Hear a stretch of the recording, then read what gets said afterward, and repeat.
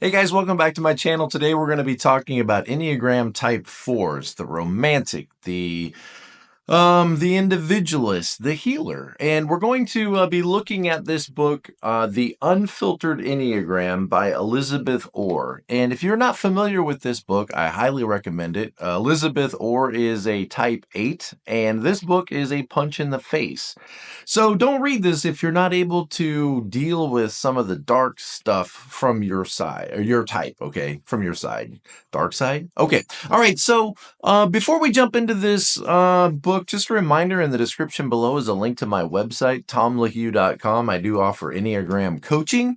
It's just like life coaching, only it's based on this information and understanding. We have this access to the Enneagram to know more about ourselves and also the people that we love or are trying to love around us. So I do a lot of relationship coaching, and I have a lot of classes available on demand, and every once in a while a live class, which one is coming up, on Enneagram relationship coaching. So if you're interested in that kind of thing, please check out the website. Okay, so like I said, this book is a punch in the face. And now, fours, you tend to kind of maybe like that too much. So this is not a place for beating you up. This is not a place of self-loathing, okay? This channel is not about that. It's about understanding some of these compulsions and impulses that go along with our personality type, exposing those so that you can see what's going on beneath the surface, because we want to grow and we want to develop and we want to become all that we're capable of becoming, and we want to be the most balanced and healthy people we can be. Listen, there's nothing wrong with your type. I know I hate to be the bearer of bad news, but you're a good person. And there's something about you as fours that feels off, that feels flawed, that feels like something is missing. And you probably think, come on, Tom, go there, go deep and give it to me straight. Well, we're going to give it to you straight. And realize whatever, I read here, I didn't write it, so don't get mad at me.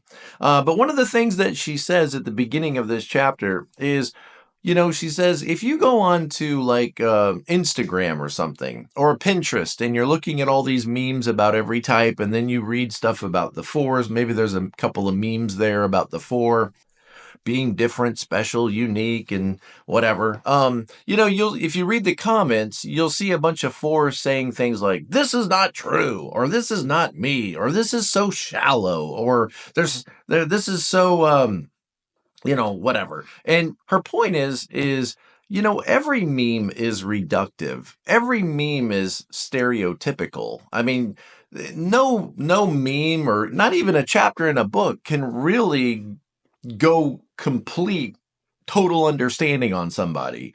And every meme by nature is reductive and can't fully embrace all that any type is. And she says, you'll see the fours down there saying, I'm not like that, or that's not like me, or that's so, stereotypical. And it's so oversimplified. And I'm just going to read a couple of lines from what she says here. She says, the fours, more than any other type, there's a deep desire within this egoic, in other words, focused on yourself, this egoic dumpster fire of the four to be special, distinct, and significant. And so when you see that meme, you're like, that's too shallow. That doesn't go deep enough. That's not who I truly am. And again, every meme is like that. Every meme is shallow. But there's something within the four that is always looking internally, trying to understand things, and wants to, at the end of the day, be special, unique, desirable, unlike everybody else. There's this idea that if everybody was the same, then nobody stands out. If everybody's ordinary, then nobody is special. We all want to belong, but we also want to be significant. And remember, fours, you're in that worth and value group. And so there is that struggle or that search for significance. What is it about me that makes me unique? What is it about me that sets me apart? What is it about me that makes me special? And that could become like the focus of your attention constantly, to the point that it moves you away from other really important things in life, like having a good relationship, for example. One of the things that she's going to say in this book that is really powerful and quite profound, and is that fours would tend to think of themselves often as very self-aware. I'm very self-aware. I'm very self-aware. I'm always introspective and thinking about what's going on in my life and what does this mean and what do these feelings mean.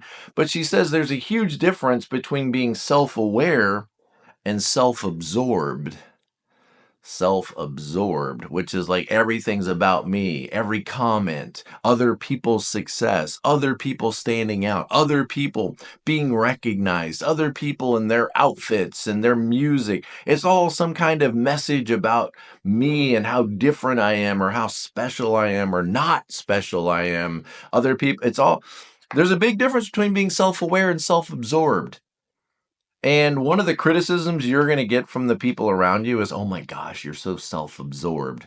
Like you are the main character in your story, aren't you? Like constantly the main character. Main character syndrome is what she calls it. And she says, don't get mad now. She says as an 8, she's also kind of the main character in her own story as well. So you might call it this self-referencing. Like self-referencing. And 7s, myself, we can be quite self-referencing as well. Think about like a 2, very other referencing, or a 9, other referencing. Or maybe even 6s, like, what do you think, guys? Does that make sense? We're all in this together, right? I need to know that everybody understands and accepts and agrees with. And like as a 4, very self-referencing, but it could look like self-absorbed, but you might think yourself in the best light as though you're very self-aware. Are you self-aware? Are you really? Let's investigate that, okay? Let's investigate that. Let's hit a couple of highlights. Look, I really do read this stuff, and then I reread it, and look at all that. I underline it because I really do want to understand it. Not just for this video, but because, guys, I talk to people all day long. I talk to people all over the world who are struggling or trying to get along with each other, and I need to know what I'm talking about. Okay? All right, so here we go. She says, always looking for the deeper meaning under the surface of our everyday experience. Now, that's a good thing. Most of the time, it's a good thing. And, you can help other people at your best. Think of it like that. At your best, you help the rest of us seek the deeper meaning under the surface of whatever's going on in our life. And, one of the things that she points out that I never really thought about is I know that every type balances out their wings, right? And I hadn't thought about it like this, but she says that they help push against the existential dread of nihilism by helping, see the beauty in the world. Well, nihilism, what does that make me think of? That makes me think of type 5s. Nihilistic, fatalistic, this idea that nothing really matters. It doesn't really matter what you do. It doesn't really matter. Nothing's going to change. So what's the point? Sort of this nihilistic, fatalistic. That's where 5s can sometimes go if you go to like the really dark area, of unhealth with a 5. They can become quite nihilistic. Well, look what's right next to it. No, there's meaning in everything. No, there's significance in everything. And look how that kind of balances it out. 4s, you could probably use a little bit more objectivity like a 5 to get out of your emotions and look at things with more objective, clear, mindful understanding. And 5s, you could definitely use some deep, some sense of that 4's emotional intuition and, okay, you get what I'm saying. I just think it's cool how these types always balance each other out in some ways. So 4s have a capacity to make significance out of the most somber circumstances and inspire hope sturdy enough to cling to as we weather the storms of loss and failure that inevitably come to us all. What does that sound like? That sounds like the healer. Is you help us find significance in whatever chaos might be going on in our life, the divorce that we went through, or the illness that we're facing, or the move from one city to another and the loss of community. You tend to help us see, that there is significance in the things that we're going through. Unfortunately, okay, and here's where it's a punch in the face, because it's always going to come with a punch in the face. She's an 8, right? So unfortunately, plagued by a sense of identity that is entirely constructed of your perceived inadequacies. What's missing in me? What am I lacking? How am I not measuring up? What am I missing in life? So a personality that is entirely constructed out of your perceived inadequacies. Fours spend a lot of time more loudly lamenting. What is the speaking style of a four? Lamenting. Life's not fair for me. Look what they've done to me. Look at the trauma I've suffered because of all these other people in my life. Let me talk about my tragedies. What are your tragedies? That sense of like being stuck in what has happened to you and how it's not fair for you. Look, I'm not trying to minimize it. That's the way you're going to feel, right? You watch a video like this, you talk to somebody and we talk like this, you're going to often feel very minimized and diminished. I get that. I'm not trying to minimize you. I'm just saying, I'm not saying it. She said it. Get mad at her. Buy her book and be mad at her. Okay. She says, loudly lamenting what they believe is missing rather than finding the abundance of meaning in the ordinary. Wow. We're on page 1. Listen to what she says. Fours spend a lot more time loudly lamenting what they believe is missing. Is it really missing? Is it really? It feels like it's missing. It feels real. You're suffering like this disappointment, this lack, this envy, right? That other people, they seem to be okay. Other people, whatever happiness is, it doesn't come to me. I'm missing it in some way. Whatever it is that you need in life in order to feel full. There's something missing in me, some puzzle piece that's been taken out. And if I could just find the right person, if I could just marry the right person, if I could just find the right romance, if I could just get to the right city and have the right job, then that missing puzzle piece would fit back in and I'd be complete again. Does that sound familiar? And just think how that could drive your life maybe in directions, raising your expectations for everyone and everything in every relationship, only to end up very disappointed.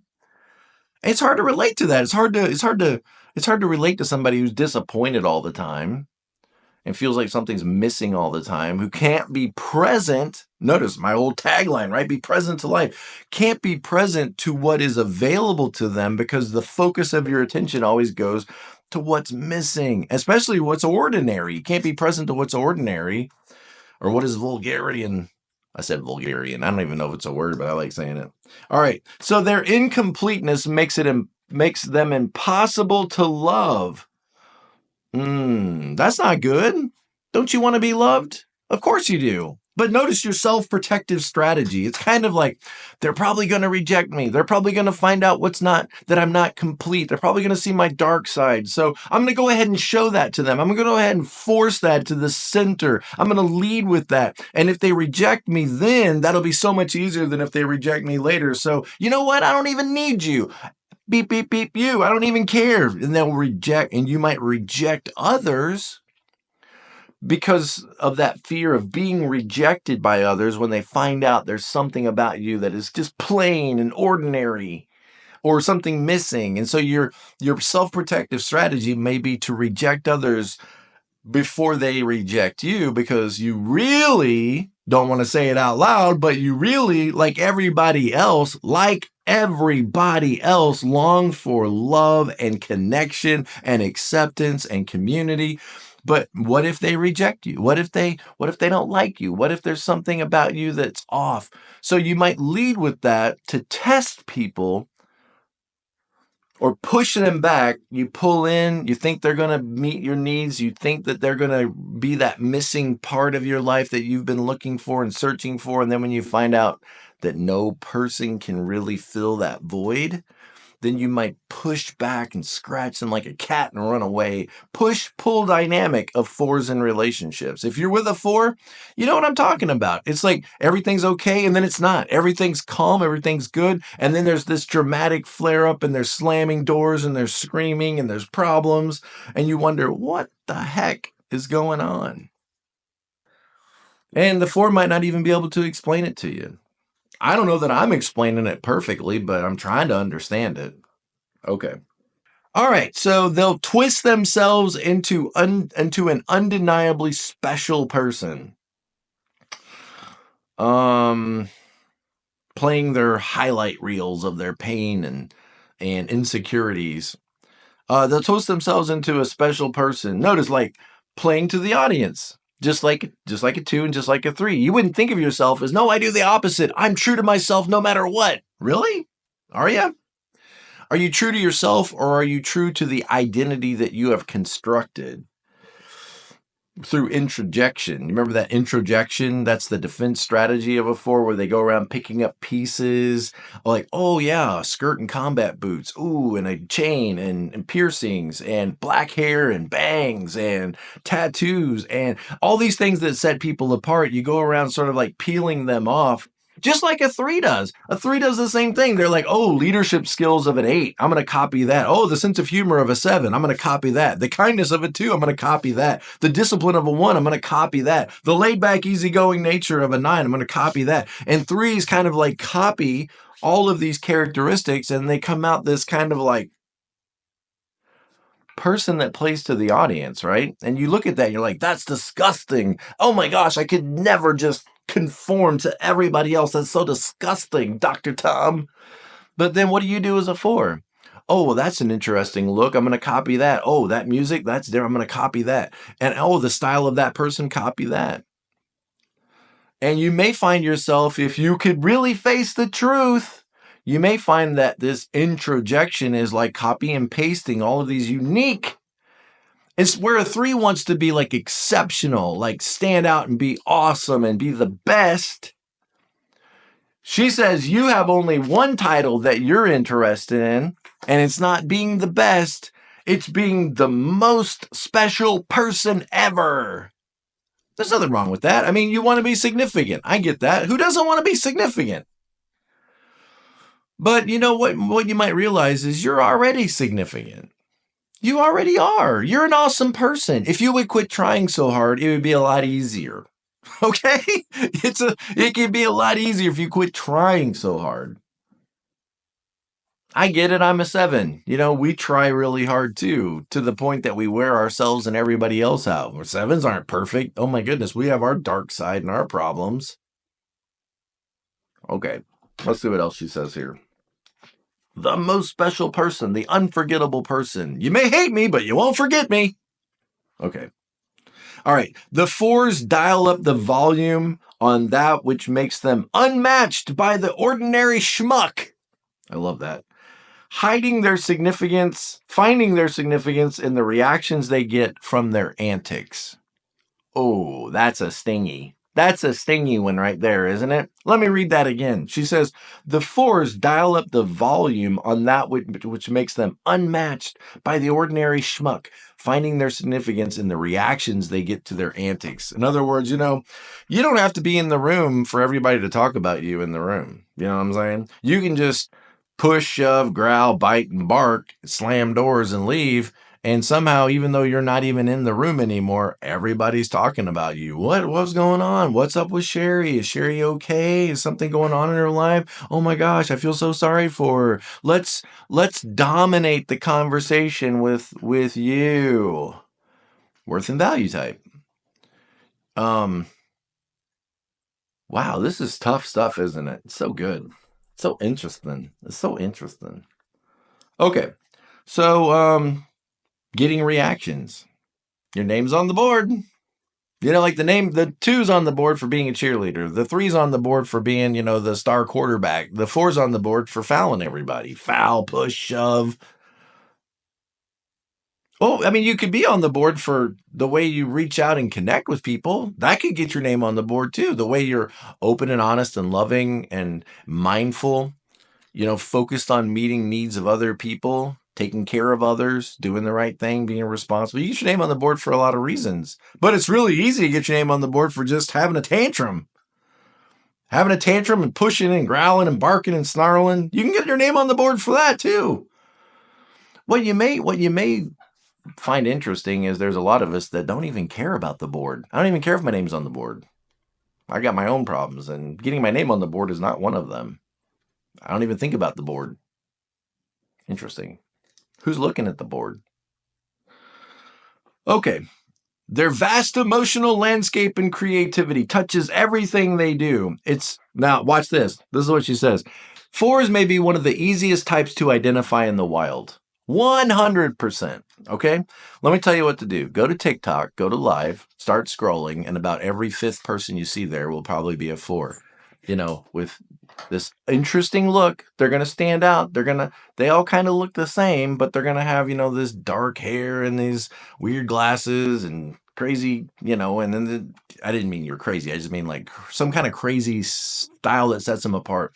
And they'll just be like staring into the camera like this. I'm going to read your comments. Oh, you know what? You're banned. Oh, you know what? You don't know anything about me. You're banned.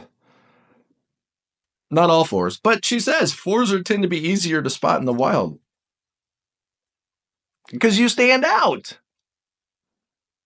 Duh, if you stand out, guess what? You're going to stand out. And then it's weird because am I supposed to acknowledge that you're standing out? Oh, wow, look at you. Oh my goodness, what'd you do to your hair? Oh, wow, hey everybody, look at her. It's kind of a strange setup because on the one hand, you want to stand out and be unique, special, and significant, but you also don't want, the tourist to walk by like you're in some kind of zoo staring at you and, oh, look at her, Nancy, look at her. I never saw anything like her in all my life. What do you call that kind of haircut? Oh, wow, what kind of boots are those? Do those really go with that dress? We're not supposed to say anything. We're just supposed to notice you and you're supposed to get all of our attention, but we're not supposed to stare at you and think that you look weird. It's kind of a weird, little paradox this line that you walk. And I kind of get it. I'm a 7. I'm an ENFP. I like wearing what I like. I like stupid stuff. I like, Panama hats. Look, Panama Jack. I like, dashiki shirts. I don't necessarily want to just blend in and conform either. I get it. You do stand out, but then you feel upset if we point at you and notice that you're standing out. Are you really going to wear that? You hate me. No, I'm just asking. Is that what you're going to wear? You're going to wear that? Okay. What's wrong with me? What's wrong with you? Oh, you're definitely going to draw attention to yourself if that's what you want. I don't care what anybody thinks. Really? Because you spent 2 hours getting ready. You don't care what anybody thinks. Go look at that self-preservation 9. Go look at that, that self-preservation 5. The guy with the sweatpants and the t-shirt with the stains on it, Cheeto dust on it. He hasn't washed his hair in 2 weeks. That's the guy that doesn't care. That's what it looks like when you don't care. You don't put eyeliner on if you don't care. Okay? All right. You definitely care. You're literally wearing a costume. That's not an outfit. That's a costume. That's a character. That's an identity that you have created. But I got to be true to myself. Is that really yourself? Is that what you... I remember talking to a 4 one time, super person, love her to death. I was talking to a 4 and she said, one day when I got out of high school, I looked at myself in the mirror and there I am, in the typical 4 outfit. Back then, it was like black this, black that, black shirts, chains, eyeliner. You get what I'm saying, that gothic look, right? And she's looking at herself in the mirror and she was like, I don't like this. I like puppies. And it was kind of like a self-defensive layer. Like people have to get through this layer to really know me. And if they're put off by this layer of like this gothic look, then they'll never really get to know me. So that'll just go ahead and filter out all the fake posers, the fake people that don't really want to really know me.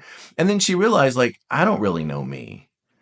Like I like puppies. And so she started wearing t-shirts with puppies on it because she was like, at the end of the day, that's what I love. I love puppies. So I'm going to start sharing that with the world. That's the true me.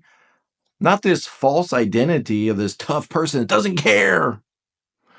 She's like, I do care. I have this huge heart. Look, if you're a 4, you have a giant heart. You know you do. You know I'm talking the truth. You have this giant heart, and it's scary out there because your little heart can get broken. So what are you doing to try to protect your heart? And is it really protecting your heart, or is it just pushing other people away? At the end of the day, pushing everybody away is not a good strategy. Look at your 3-wing. If you ever wonder what that 3-wing does for you, just ask this question. What's your goal here? What's your goal here? And is what you're doing a good strategy to get what you want?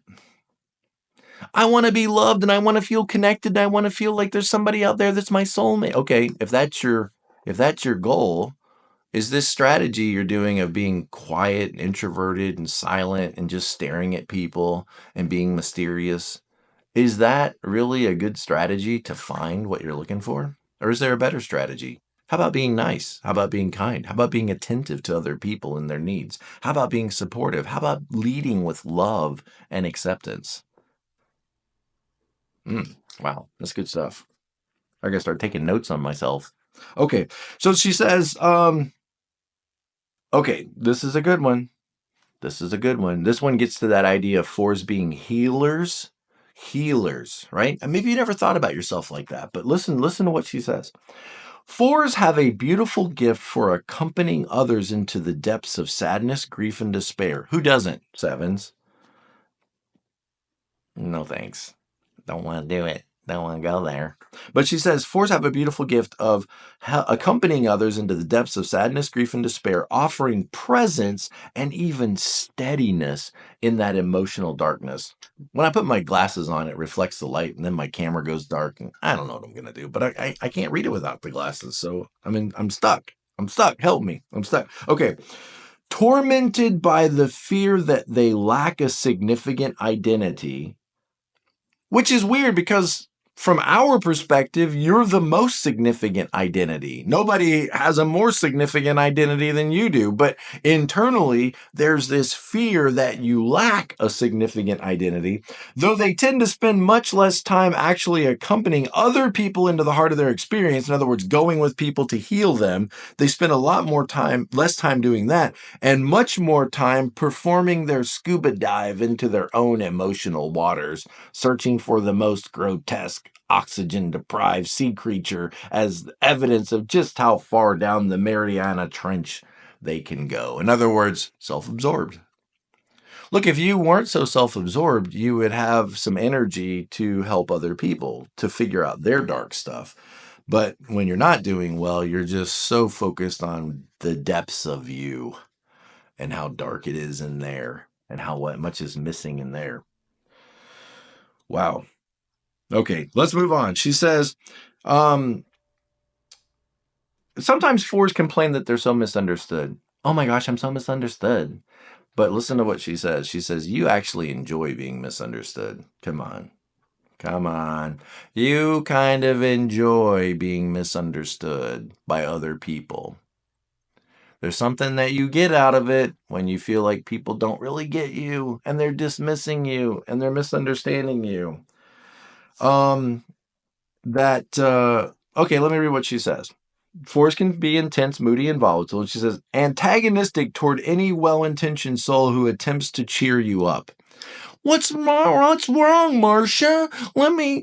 Tell me about it. You should focus on the bright side. You have a lot of wonderful skills. You came from a good home. You have loving Christian parents. Anybody that tries to like cheer you up or tries to like understand you, you tend to be repelled by that and repel those people. And listen to what she says.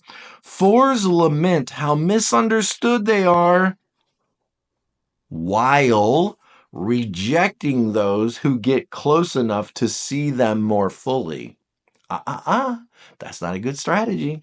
This whiplash exhausts the people around them, and people stop trying to understand you, only further fueling your conspiracy theory about how misunderstood you are. In other words, there are people in your life that try to get close to you. Tell me what's going on. Help me understand. You couldn't understand. You wouldn't even understand. And so they try to understand. We get in, we try to understand, but notice there's something that might be within you that sort of relishes the fact that people don't get you. You're too complicated. You're too complex. If you were understood by others, then maybe you're not special. Maybe you're not as significant or special as you think you are. Sorry about the dog. It's a Chihuahua. She's in charge. We have a Chihuahua and a Husky, and for whatever reason, the Chihuahua is in charge.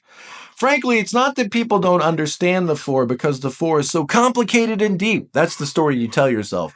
I'm so complicated and deep, and my problems are so complex, and I'm so complex, and my emotions are so complex that people couldn't possibly understand me. But she says the reality is fours don't want to be understood, lest that understanding cheapen the unique and mysterious vibe that you've cultivated. Look, I've underlined it, I've highlighted, I put all kinds of black marks around it. Fours don't want to be understood, lest other people's understanding cheapens your unique and mysterious vibe that you've cultivated. It makes you feel different. It makes you feel distinct. Nobody really gets me. I'm so peculiar or so interesting. It gives you temporary relief from the fear that what if you're not different? What if you're not distinct? What if you're ordinary? What if you're just like everybody else? And in some senses, you are. You're a human being. Everybody wants to have a meaningful life, live relatively pain-free, have financial peace. So we all have these basic desires in life, but there's something within you that says, I can't be like everybody else. But we're also all unique. We're all different. We all have unique thumbprints. We all have different minds inside of us. We're all individuals. So you're already unique, whether you try to be or not. The essential state of the four is a deep sense of sharing in the complete connection between all things in the world. The core belief is that this cold and lonely world has no love for the commercial, no love for the ordinary, no love for the incomplete. So what can you not be? You can't be commercial, you can't be ordinary, and you can't be incomplete. And so you're searching for significance and meaning, which is good, outside of yourself. Somebody else is going to provide this significance or this completeness. The core belief of type 4 checks out. Okay, the world, in order to be loved, you have to distinguish yourself from the crowd. You have to ooze significance. There's no real space to chill or relax or just be yourself. Your worthiness of love or for love depends on the constant communication of that which is profound and significant. So you got to be deep. You got to be special. You got to challenge people with all of your creative and deep ideas. Because fours is in need of evidence of that missing piece of their uniqueness that's waiting to be discovered, the focus of their attention is on what is missing in the present moment. And I get that as a 7. I kind of focus on what's missing. That's why be present to life is so hard for me, because I'm always focused on it. We could have jet skis. We could be in Hawaii right now. We could be backpacking in the desert. That's kind of the way the 7 plays it out. But for you, it's probably very different. But we both tend to focus on what's missing or how this could be improved or how this could be better. Again, 7s, 1s, and 4s are the disappointment, frustration types. This could be better in some way. It keeps you from having gratitude in the present moment and maybe fully connecting to the people in the present moment or connecting with the present moment, which is where happiness is. But happiness may not be your priority. I remember reading a long time ago that 4s, fear being too happy or too functional in life. Like that's a sign that maybe you've let your guard down or that, whatever. The focus of attention is on the discrepancy between the romanticized fantasy and the reality of having the thing they thought they wanted, which only underscores for them that their missing piece of their wholeness is required in order to be worthy of love. The core fear is having no significance. Listen to what she says. They fear that their existence ultimately has no special impact on the world and that they're just another basic-ass human being with nothing inherent to distinguish them, so they might as well hang up on their wall a live, laugh, and love sign for now, because you're just, a regular person. That's your basic core fear, is that you have no significance, no deeper purpose, and maybe you're just a basic person. So you got to run away from that. So you're running toward all this unique and special, but you're really running away from a basic core fear. And whatever happiness is, it's unaccessible to you right now without that missing piece. You got to be the most creative, the most emotional depth, the most imagination, and you need to make sure that everybody knows it. because you're a worth and value type. You need to broadcast that to the world and get a certain response. And all publicity is good publicity. And even if you're written up for being a disaster, hey, at least I got my name on the board. Okay, a beautiful disaster. I think there's even a song like that, right? Lonely and insecure about the things they lack, turns their pain into theater, dramatically wriggling out of the grasp of other people's understanding when they get too close to witnessing anything mass market about you, that you're just basic and ordinary like everybody else. There's a lot of good things in the basic and ordinary. Maybe you should allow yourself to enjoy something very ordinary, like tacos or pumpkin spice lattes, or or even 80s music or whatever, office music, all that basic ordinary stuff. Some of it's really good. And maybe allowing yourself to sample and try that, and then let other people know, hey, you know what, there's this thing about me I really like, and it's something everybody else likes too. It doesn't make me not special because I like that. So she talks about envy a little bit. This gnawing emptiness, this feeling when you see other people possessing or enjoying something that you feel is lacking in yourself. The four's envy makes sense when you consider how they understand themselves as being a big old pile of their shortcomings. Of course, they're going to pine for what they don't have. And this discontentment often rattles around inside them. And she says, make sure you remember that no singular person, job, or home will ever bring us completion. Completion, think, not till you're in heaven, right? We're not going to be complete till we're in heaven. So completion is our work and our work alone, and quit outsourcing it to other people. This person is going to make me feel complete. This job, this city that I moved to. You could often end up the architect of your own loneliness, chasing people off before they can get close to see beyond that finely curated facade that just covers your emptiness, your envy, your shame. This is painful stuff, I know. The most special person, unforgettable, a greatest hits compilation of your worst behaviors. You won't forget me. No? True. Okay. Main character syndrome, already talked about that. Let's see, we're almost done here. Not only does it prohibit real connection, all of this self-referencing, but it feels like other people are always competing for the floor in a conversation, because you tend to turn things around about yourself and what does it mean about you. It's annoying, and it makes us less likely to want to connect with you, and it seems like you're incapable of making it through a single conversation without being the nucleus of it. So she's talking about you being self-absorbed. I'm not self-absorbed, I'm self-aware. You might want to just look at that a little bit. It's interesting. We can all be a little bit like that sometimes, so I'm not trying to pick on you. Trying to learn to be content with what you already have. Well, phantom limb sensation. You feel like something's missing. You go out searching for it, looking for it. Something's missing. Going on a wild goose chase, always looking for what's not available to you. Finding gratitude. One of the things that you might do is try to shift your focus to the people around you. Try to find what's significant about them and point it out to them. Rather than looking for the significance from yourself, come alongside of other people and try to point out to them what's significant about them, what you like about them, what you find interesting about them. Might be a good start. And then finding gratitude in what you already have. And then allowing yourself the permission to like things that are basic, ordinary, and mundane. Finding the joy in those things as well. Getting out of your own darkness a little bit so that you can go into the darkness of others and help them process the pain, the loss, the misery. Opening yourself up, allowing yourself to face that fear of rejection for who you are or what you're missing.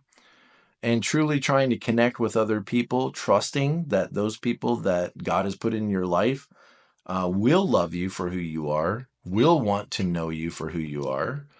They're never going to finish out and complete you, but they do want to relate to you and to love you. So, hey, interesting stuff. Like I said, the Unfiltered Enneagram. It's probably now my second favorite book behind The Enneagram Guide to Waking Up by Beatrice Chestnut, my favorite book on the Enneagram so far. Check it out. love you guys. Appreciate you all. And as always, be present to life. And I'll see you next time.